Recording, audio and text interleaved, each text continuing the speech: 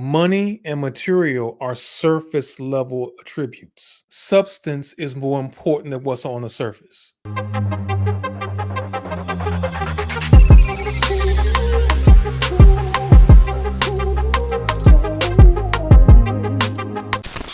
What's up, family? Welcome back to the channel. I am Thatbaldbrutha, and today we're going to take a look at an interview that was recently done by Crystal Renee Hayslett over on her Keep It Positive Sweetie podcast. There was a lot of controversy around him making a comment about Black women settling for men that don't make as much money or better than them.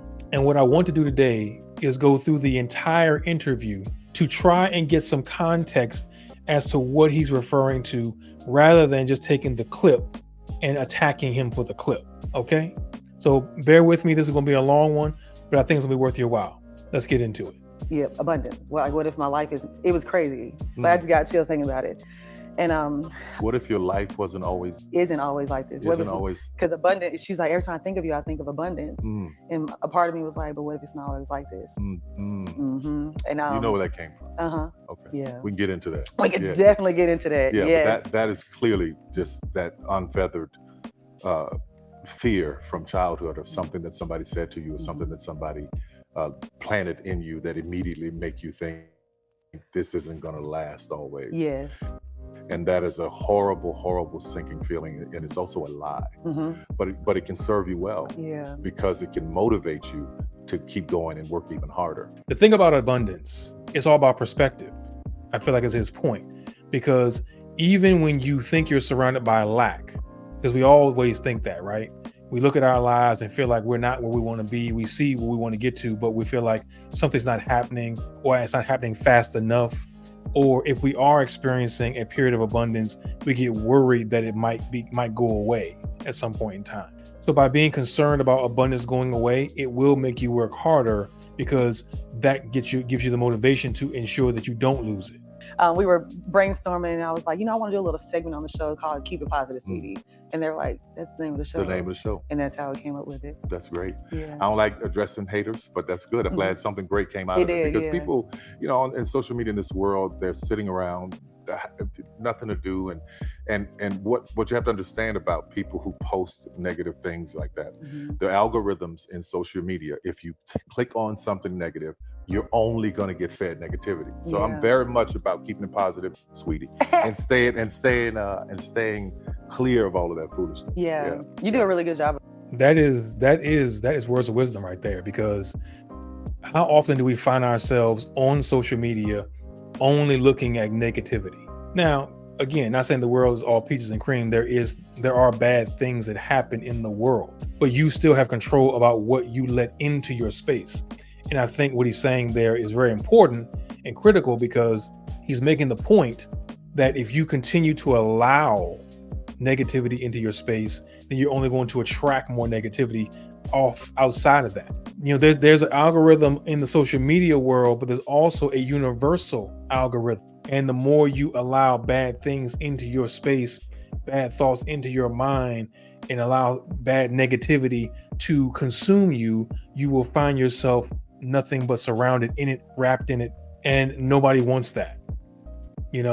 And it is true that you have to curate what you watch when you go on social media. You need to figure out what it is that you're feeding into your brain, because if you're only watching things that are ratchety or off the wall type stuff, then it's no surprise you have that going on in your life, because you somehow are taking that in and thinking that makes sense. You don't realize it, but subconsciously sometimes you're actually taking that stuff and affirming it in your mind that this is the way the world works. So I got to act a certain kind of way to get around this world. And you couldn't be further from the truth. I had auditioned for a role on If Loving You Is Wrong, and then also for Erica on Have and Have Nots. Actually, it was Darcy on If Loving You Is Wrong, and Erica, who played, she was one of the young ladies on Have and Have Nots. I auditioned for those. Didn't get any of them. You are working with me every day, holding my clothes, went through the proper channels to audition, and didn't get the role. No. And when you asked me to style you, because that was when I was just like working in costumes, Tyler, we would be in Greenbrier, My agent would send me an audition. I would run upstairs, find something in the back. Remember we used to have that big warehouse behind the costume department upstairs? I would find something that fit that character, change into it, run downstairs, tape it, run and get lunch, run upstairs, change back, go back to work. Literally grinding, trying to figure it out. Even auditioning for stuff for you. And once you asked me to be your stylist, I was like, this man don't think I can act. And I had no idea. You had no idea. I had no idea. I thought that was just a way of saying, you can't do this, but I got something. But come hold my shoes. Yeah, hold my shoes. Roll with me. Let me show you the world. No, but I didn't. I had. And I applaud Crystal's perseverance, because in this industry, it's difficult to get a big break. And a lot of times you have to crawl before you can run. And the fact that she stuck with it and tried to and still work with him, even though she didn't get the role, because as an actor, you face a lot of rejections, and things don't always work out. I auditioned for Tyler Perry's show at one point in time and didn't get the role, but didn't stop me from pursuing my career. Didn't stop me from pursuing my dreams. But seeing her say that, it's just like, it's good to point out that if you believe in yourself, it's a good thing to push yourself forward, get out there and do the best you can. Even if you can't get to your spot you want to get to, there's a lot of layers in between there. And as long as you stick with it and keep going, something's going to happen, because what's for you is for you. And maybe this is what Crystal's destiny is, to be the podcast host, to do a show like this, and then eventually get her own talk show. That could be what this is about. Who knows? But the fact that she is doing this and is authentic enough to share that she went through this process and is okay with it and didn't have any bitter feelings, wasn't angry. I mean, I'm sure she was hurt and disappointed, but she didn't allow that clearly to affect her ability to do her job. She kept working for him as assistant. She kept styling for him. She kept doing things, and then here she is today. So I think it's a testament to her perseverance. Let's not lose focus on that.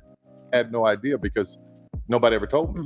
And I don't know why nobody told me that you were auditioning. That's crazy. That is crazy, yeah. Until Sisters, when you, again, because this should speak to anybody watching, about having the boldness to speak up, like the boldness that started us talking, was you saying we needed help.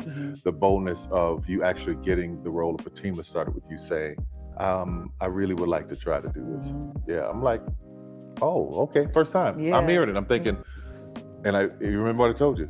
Yeah, I'm not gonna give you anything. It's gonna be small, and what you do with it is. Yep. If I give it to you, better kill it. You ready, Crystal? Yes. This is my costume designer who wants to be an actress, and she just got casted for her first role at Tyler Perry Studios. Yeah. Nice. With dreams come true. And action. Smarts. Yes, to know we'd like to see you. And he said to bring the things. Yeah, Crystal! Yeah,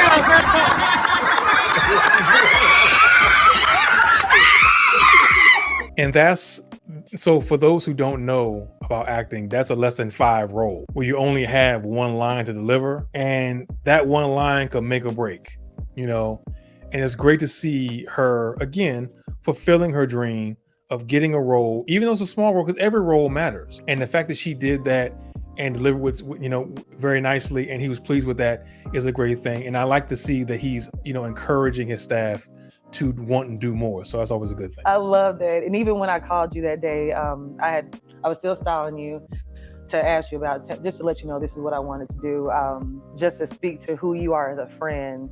You were backstage getting ready to go on to do your farewell tour. I thought you had the day off because it was so many days that the calendar was really small. So I was like, okay, he off today. So I called you thinking you were off, and you weren't. And you literally answered the phone, and I was like, hey, what are you doing? And you're like, I'm just sitting backstage waiting to go. And I was like, oh, well, I'll call you back. And you're like, no, what's up? And I was like, T, you don't know this, but I'm reading the scripts, and it's literally, the stories are just jumping off the pages. And I was like, I really want to give this a shot. And you were like, I love this idea. Yeah. Let me call you back. Yeah. When I'm done. And then, hello. Yeah, exactly. Because I got to walk on stage. Yeah. But the fact that you took the call, you know what I'm saying? That speaks to like that's just the type of friend you are. Because some people are like, oh, I called him back, Yeah. But as busy as you are, even when you're working, you still make time for your people. Of course. I just want people to know that that's who you are. Okay. Good. Yeah, Okay. Good. That's a lot of people think that you're just even they don't know you on a personal level. They just see this huge giant man who just does so many great things and is so talented, but like on a real personal know you are really you're available to your people. I appreciate and I love you for that. I appreciate it. Yeah. I love you too, Chris. Yes. Thank you. You're welcome. That's because people always look at where you are.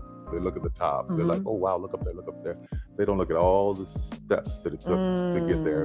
How the bottom, all they see is, wow, you're all the way up there. No, look at all of that. That's the journey. And that is so important to note, that recognizing that the people that we see, that we put on these pedestals, they had to start from somewhere. Tyler Perry didn't come out of as a child, wake up and decide, I'm gonna become Medea and do all these plays, do all this stuff. He may have had some kind of inclination in his mind of wanting to be a performer, an entertainer, but he had to start somewhere. He didn't get from here to there overnight. And I think that we often look at our own lives and say, you know what, I want to get where he's at too. I want to get where she's at too. And then get angry and frustrated with ourselves and our circumstances when things don't happen in the speed that we think they should happen, forgetting that everything is within his time, God's time. So we forget that all too often, and I'm guilty of it myself. I have been frustrated seeing things and wanting to be at certain places or wanting to achieve certain things, and realizing that I have to embrace the process. Doing content creation, podcasting, acting, it's all part of the same thing. You have to embrace it as a process. There's levels to this, right?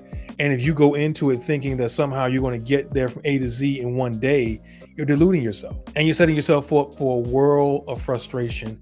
And I appreciate when people point out the fact that I got here not just by walking through the door. I had to crawl, scrape, jump, hoop, race, sprint, fly, dive, everything across the world. It took me a while to get there.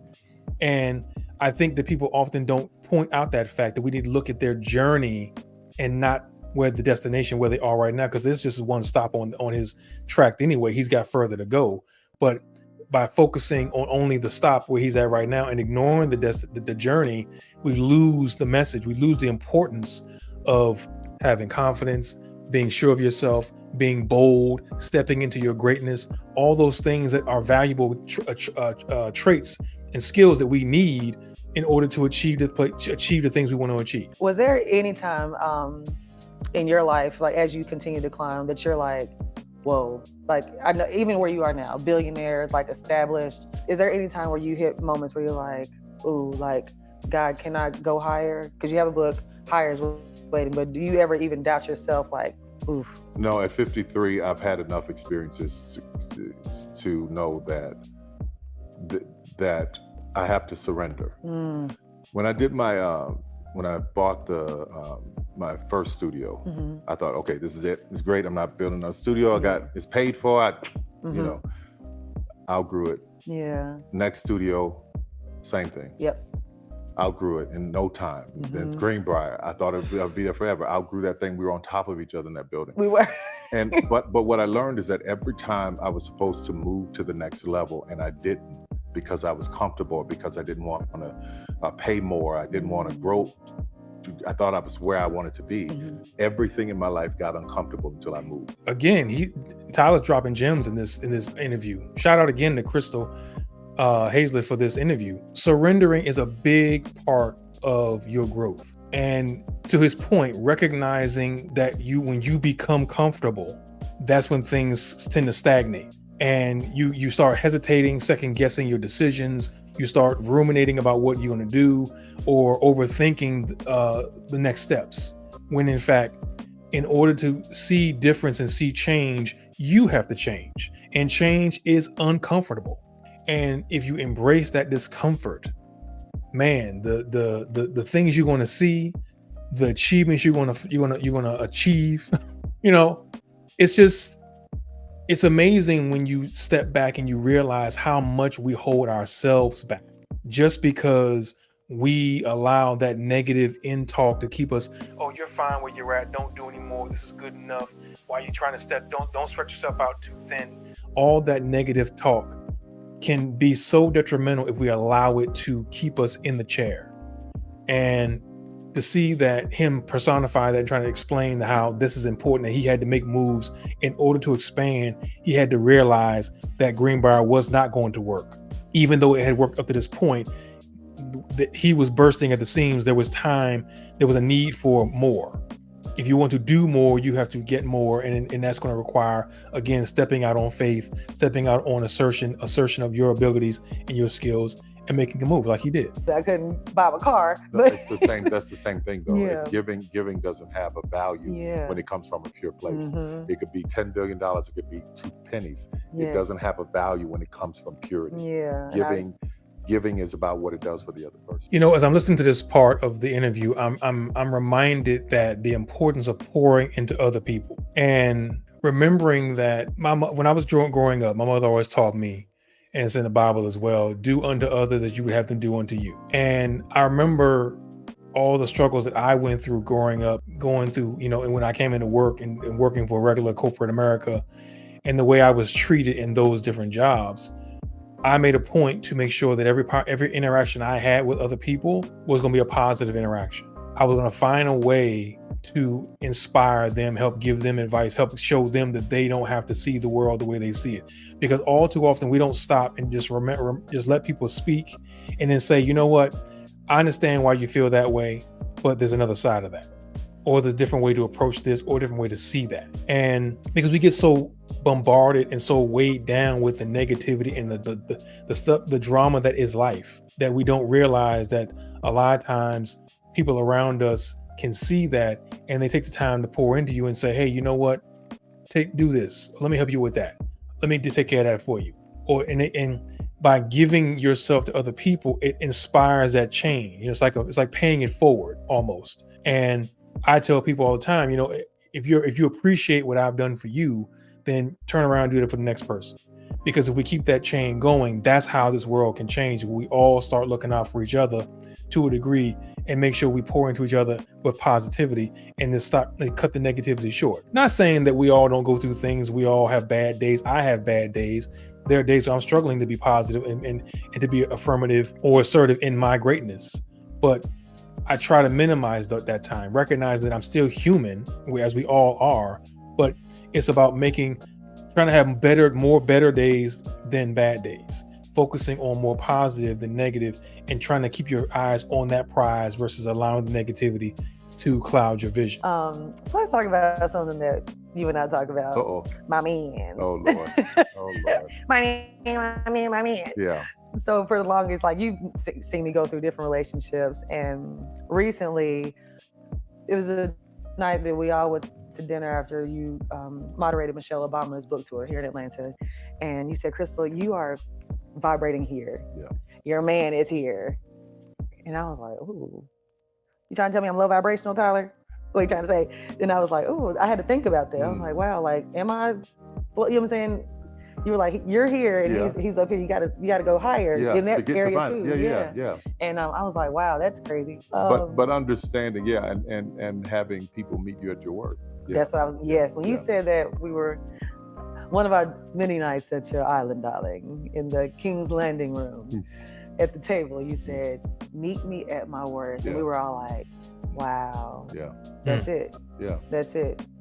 And anybody who can't do that doesn't mean they're not worthy of you. That means that they need to either attempt, try, learn, find out enough about you to be able to figure out what that is. Yes. And that's not money, because you listen, a lot of women, especially Black women, and I might get in trouble for saying this, but I will.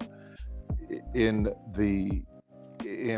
our society right now, Black women are making a lot more money for the most part than Black men. Right? There are a lot of Black men who are successful, but for the most part, Black women are making the money. So if you can find love, if that man works, you know, at whatever job, and is a good man and is good to you, and honors the house and honors his wife and does what he can, because his gift may not be your gift. Exactly. That is okay.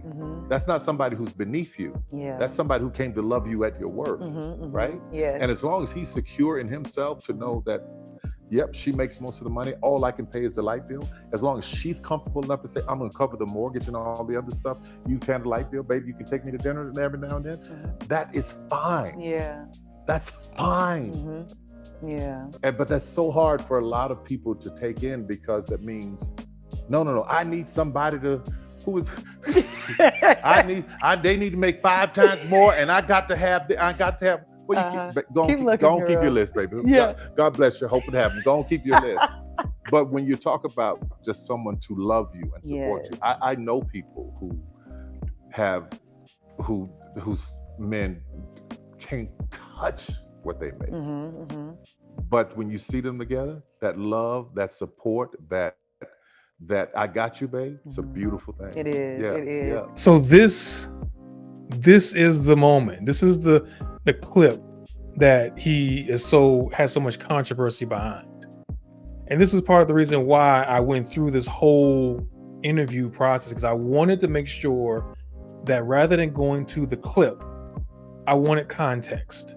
I wanted to hear what was being said prior to how did we get here that he said what he said. He basically said, I'm going to paraphrase, I'm not going to be able to quote him, substance is more important than what's on the surface. Money and material are surface level attributes. Substance is the love, respect, honor, having your back, being encouraging. The non-tangible attributes is what he's referring to.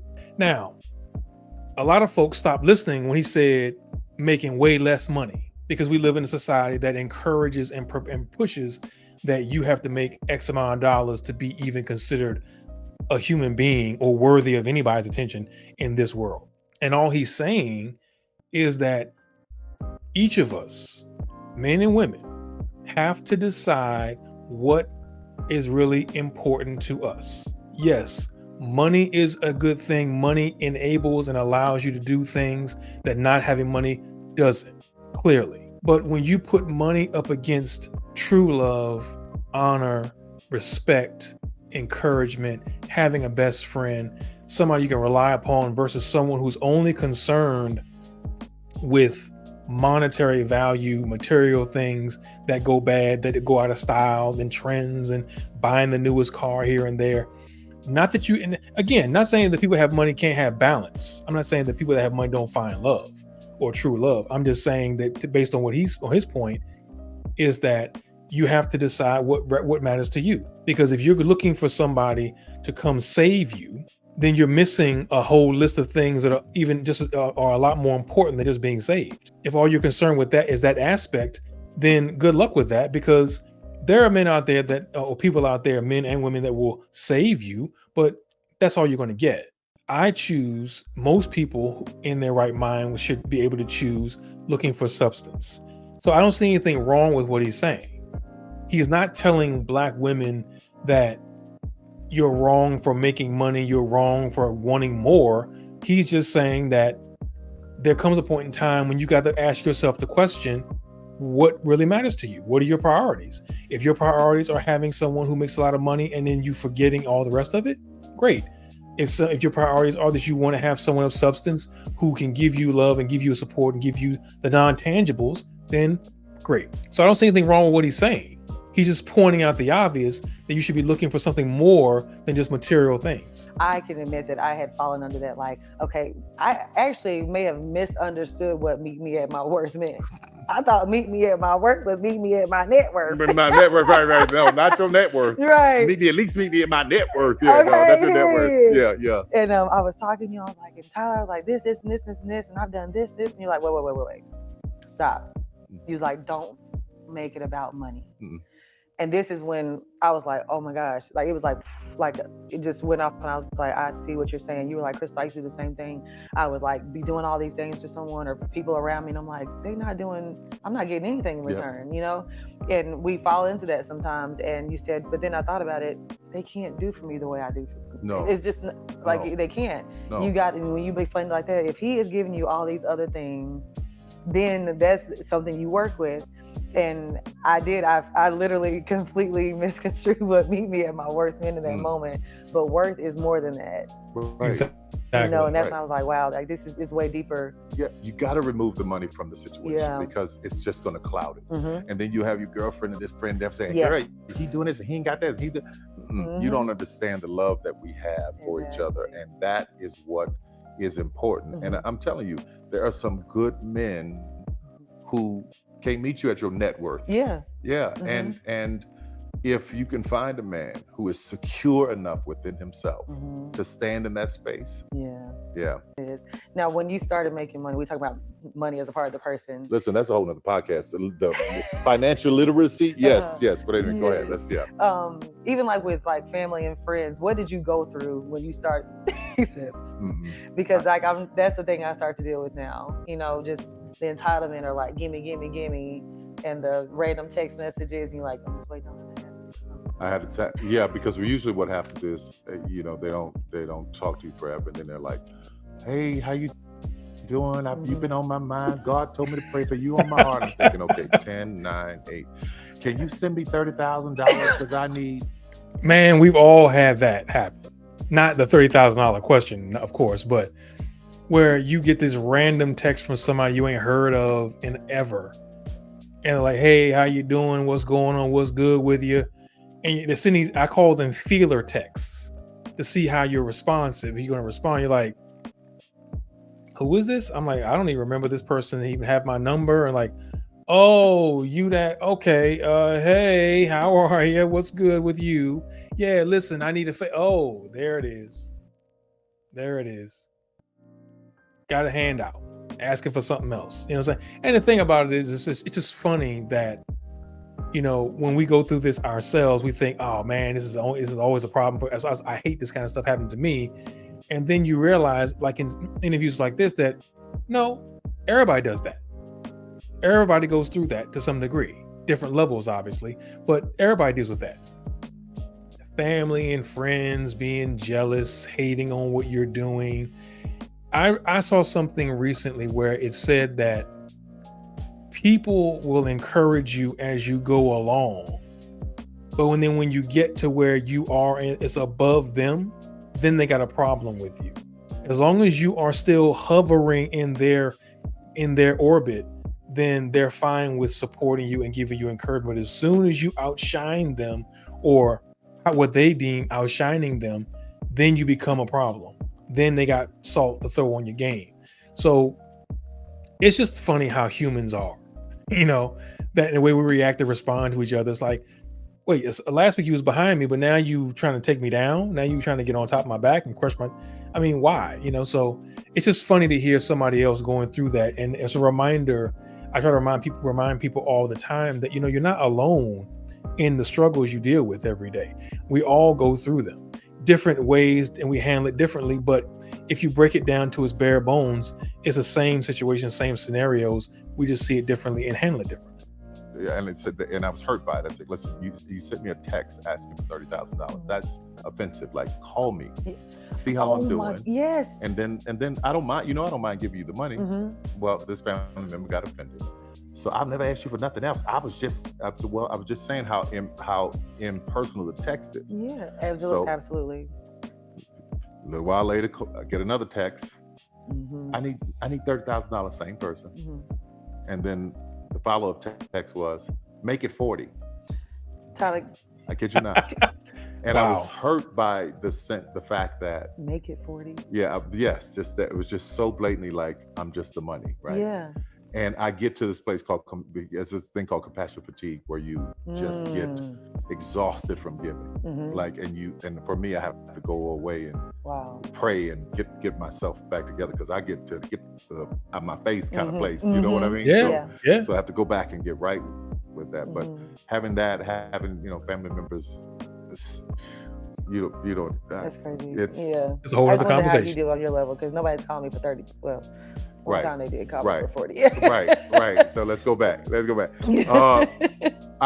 know what? I learned to accept them as who they are, and the family doesn't necessarily have to be the people that are your blood. So I started surrounding myself with people who genuinely cared about me. If we were on a boat, when we were in our groups on the trips, if we're on a boat, if we're on the island, these people care. Yes. They can't. So true.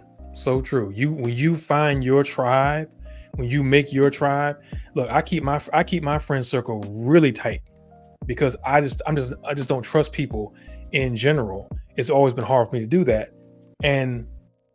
But when you find people that are genuinely behind you, that are authentic, that will tell you the truth, give you their honest opinion, not just fluff you up and make you believe you're doing something when you're not really doing it. That's the people that I have on my team. I don't need you to give me accolades. I don't need to hear you pat me on the back saying good job. I need cool feedback. I need to know, okay, what have I done here that I could do better? How can I improve this? How can I move the needle in the right direction? What am I doing wrong with it? Not to say that everything, there's always ways to find fault, but there's always room for growth.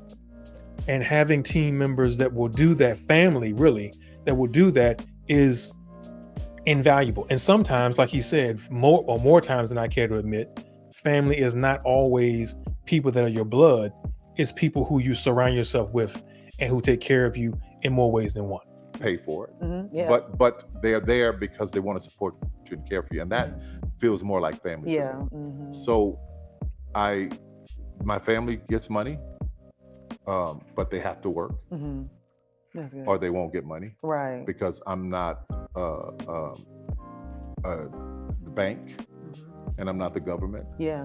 And I think it's important that people work. Yes. So working is so important. I agree. Was there ever a moment where you had survivor's remorse, where you, the only person in your family that has made it, where you feel like, no, I feel bad that I'm the one that made it and everybody else did, and so I have to do these things? First year I made money, I went from being dead broke. I was 28 years old. I made $130,000. I was like, oh my God, $130,000. Got to the end of the year, had nothing to pay my taxes because I'd given it all away. Wow. I had so much guilt that I'd given it to all family, all friends. Next year, I think I made $1.5 million. Same thing happened again. Wow. Next year, I made $7 million. Same thing happened again. Because I had so much guilt because I had, and I think this is something that we as Black people carry because of what we've been through. And when you think, oh my God, I need to bring everybody else up with me. That's a beautiful thought. Yeah. But in the beginning, that's bullshit. Talk about it. That's real. That's bullshit. Take that out of your mind, because I'm gonna tell you right now, if you have a boat that can help you get from this place to that place, so that you can get a bigger boat, and you can only take 2 or 3 people, don't let everybody on that boat. And you got to be also careful, because when you put too many people on the boat, there's some trying to put holes in it because they want it to sink, because they don't like that you're sailing. Yeah. Just so talked about that. Be careful, right? Yeah. Or there's some that are putting holes in the boat because they don't feel that they're worthy of it. And I've had that too, where I was trying to pull people up to, come on, this is far as we can do. We've been together all these years. We can make this happen. It's gonna be wonderful. It's gonna be great.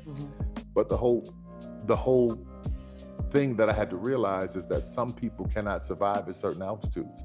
So if you're pulling somebody up a hill who, when you get to 10,000 feet, they can't breathe, you're going to kill them. Yeah.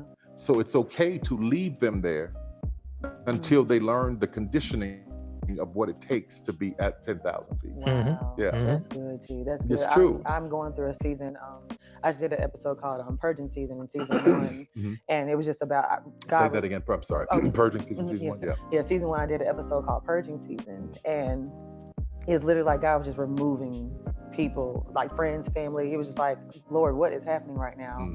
And you're starting to see that, like you said, people can't breathe at the altitude that you're going to. Or you did a speech about, I think it was a commencement speech on, you talked about rocket boosters. Yeah. And I was like, when you said that, that's exactly what came to mind when I thought about, Lord, what is this that you're taking me through right now? Yeah. Because I felt like I was losing people I was really close to. You kind of hinted at it before when he mentioned people coming into your life. I'm a firm believer that people come into your life for a reason and a season.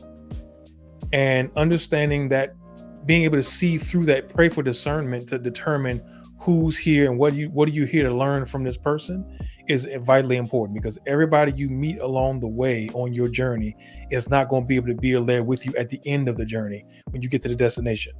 Understand that.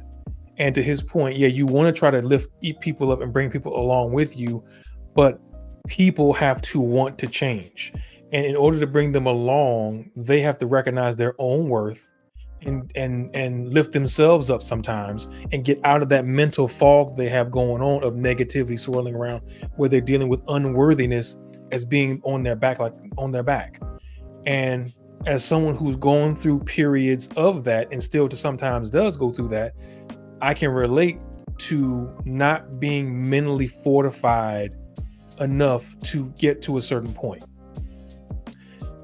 I look around and I see, there are things I want to do with work or with my career. And I was talking to a friend of mine the other day about this, as a matter of fact, and he was saying that, you got to understand that where you are there for a reason, and you haven't moved forward yet for a reason. Maybe you're not ready for what's around the corner. Maybe you're not mentally prepared. It's not always about material things or finances.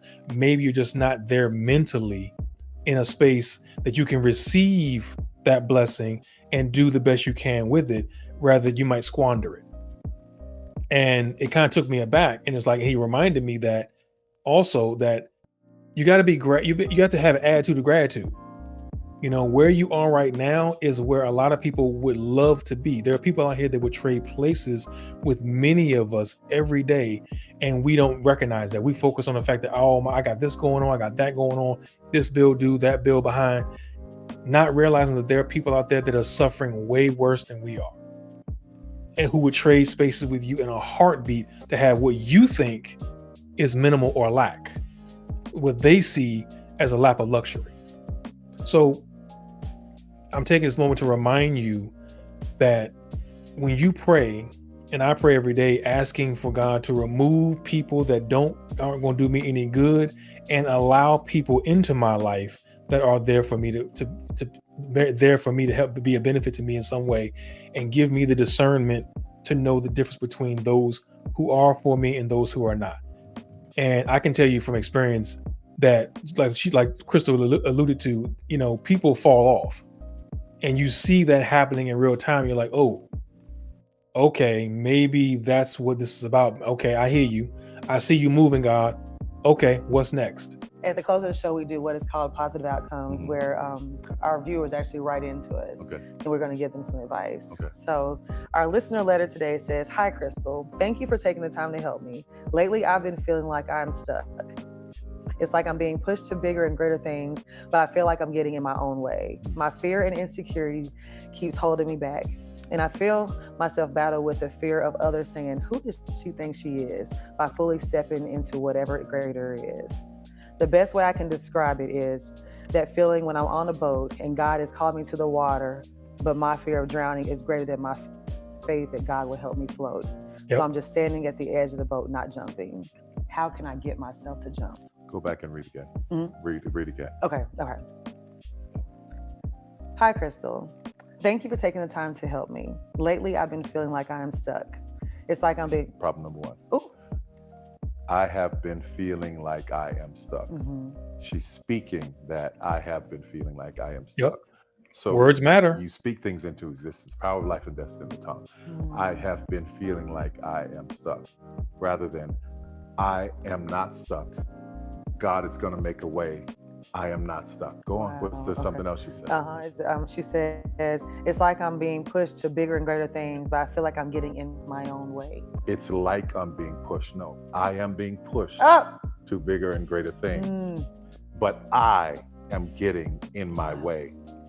And understanding your own words here, what he's challenging this listener to do is to own it. Stop saying it's like this, or it's like that, or it feels like this, or it feels like that. It is what it is. You see yourself as being stuck when you're not stuck, but you're speaking it, you're manifesting it. Words matter, like I said. And then you're saying you are being pushed to bigger things, but you are getting in your own way.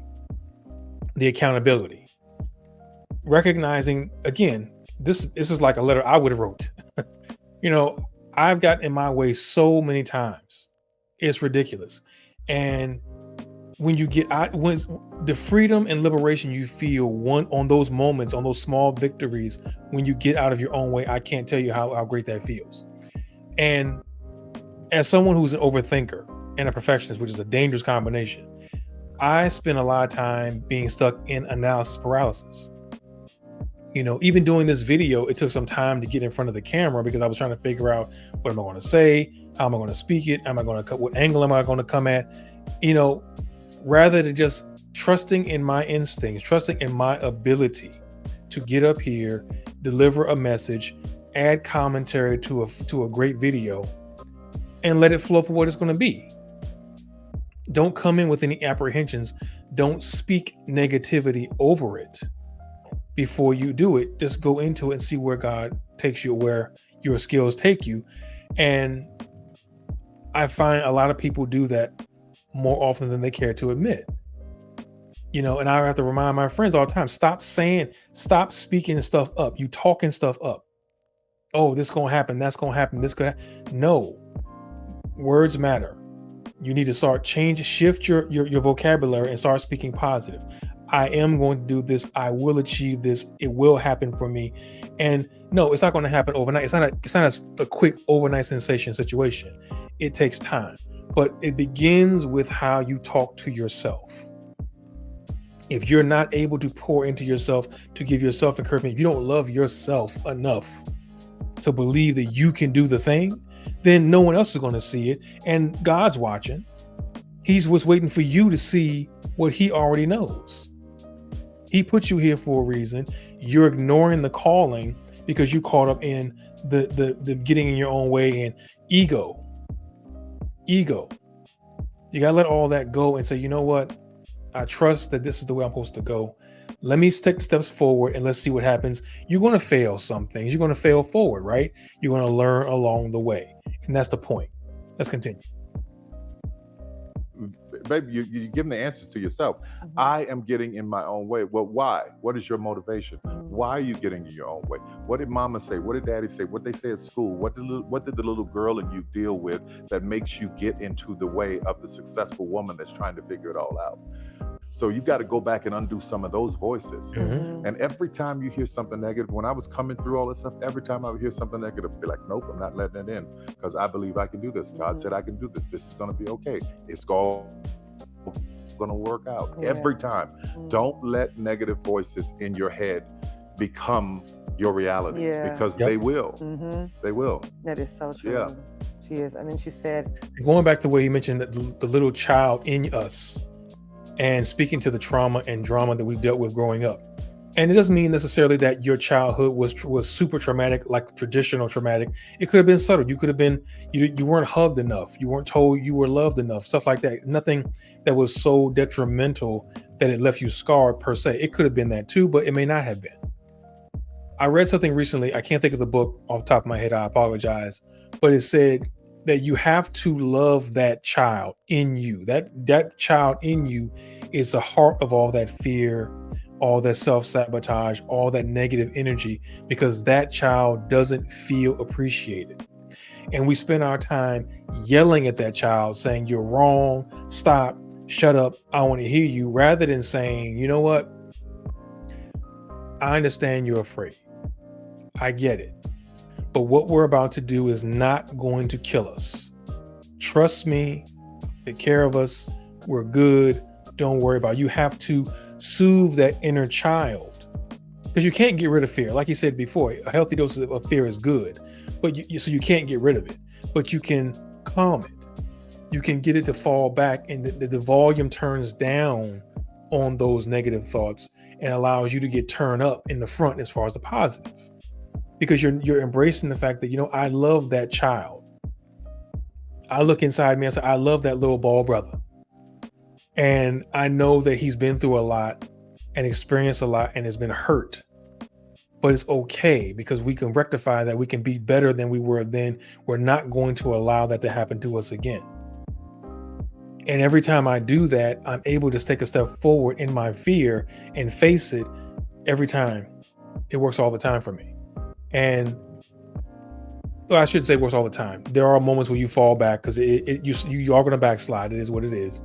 But as I said before, I try to have more good days than bad, and not lose sight of the fact that this is part of it. This is a journey.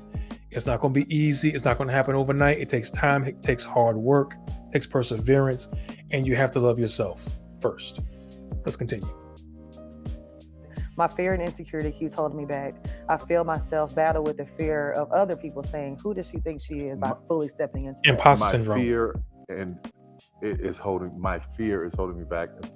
here's something you have to understand about fear. Mm-hmm. Fear and excitement can mimic the same emotions in you. Wow. So you can be excited, but you think you're afraid. Yes. Interesting. So you have to be clear about what you're identifying, right? That's good. Yeah. That's good. Wow. You helping me. My goodness. Yeah. And it says, the best way I can describe it is that I feel like I'm on a boat and God has called me to the water, but my fear, here goes fear again, of drowning is greater than my faith that God will help me float. Yeah. Where did it come from? And let me tell you something. Fear is good. A healthy dose of fear is good to have because it keeps you grounded, it keeps you humble, and it keeps you praying. I never would have gotten to this place if I hadn't been afraid. Yes. Every major decision was like, what if this doesn't work out? Like, nope, get that out of your head because you cannot be afraid. Yeah. Because the more, and I say this to her, the more successes she has, even if she looks back over her life, 9 times out of 10 when I ask people this, it blows their mind. I look back at your entire life and tell me how many times God has let you down. That's true. Good point. Entire life. Yeah. And Good if point. you really think about that, your future days should go, okay. Even when I thought he let me down, even when I thought I had failed, even when I thought I had messed up, that was good for me. So that I can be in this position. Yes. Yeah. I learned so. Yeah, I agree 100%. I mean, I've been through some shit in my life that I'm not proud of, but I had to go through that to get to where I am today. If you look for me 5 years ago, 10 years ago, I would not be the person you're looking at right now. I would be a shell of a man trying to figure out, emotionally destroyed, depressed, going through a whole bunch of mental stuff. But I had to go through that to get to this point. I had to experience the loss of family and friends to get to this point, to appreciate what I have now, to appreciate the connections I have now, to appreciate the relationships that I've built. So everything is a lesson. Everything's a lesson. Even in the failure, there's always a lesson. You have to figure out, you get to have your moment. You get to have your moment of upset and being in your feelings, but you can't stay there. You got to say, you know what? All right, that sucked. How do I go forward? How do I pivot to now adjust so I can get back on track or get on the right track so I can go in the direction I'm trying to achieve or go in the direction I want to go in to achieve what I want to achieve.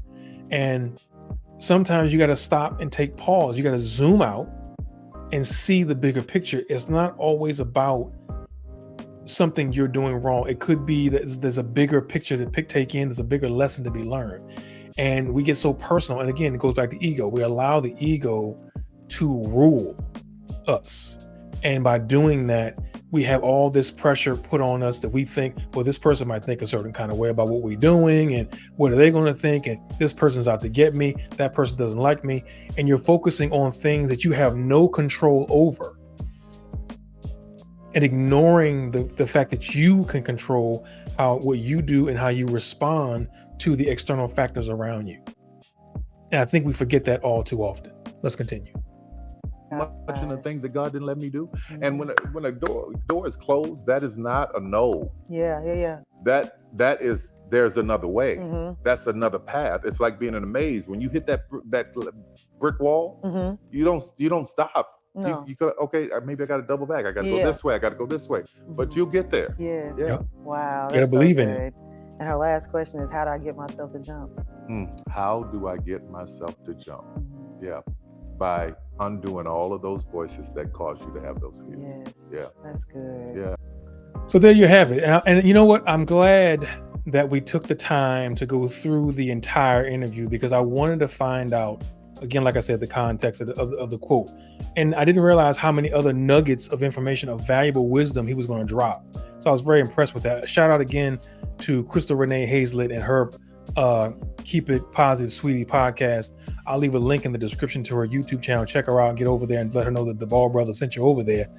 So understanding that we now have context.